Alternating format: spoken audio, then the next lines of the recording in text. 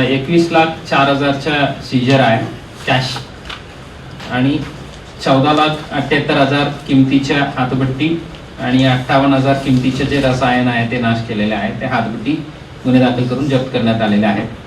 या दरम्यान एक NDPS केस पण दाखल झालेला आहे.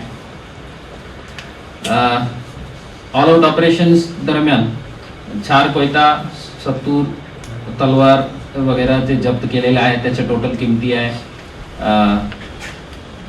1 लाख. आणि आता कोड ऑफ कंडक्ट नुसार 14 केस दाखल केलेले आहेत. ते प्रेडॉमिनेटली कोड व्हायोलेशन जे आहेत, बॅनर विना परवानगी लावलेले आहे किंवा जे वाहनावर गोंगे लावून प्रचार जे करतात ते नियम पाळले नाही, तशा केसेस आहेत. 2 केस विशेषतः एक आहेत आपलं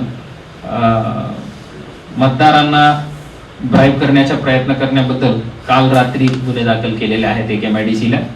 आणि विजापूर नाका पोलीस स्टेशन मध्ये एक केस आहे जे एका समाजाबद्दल काही आक्षेपाई कमेंट केलं होतं, पोस्ट केलं होतं.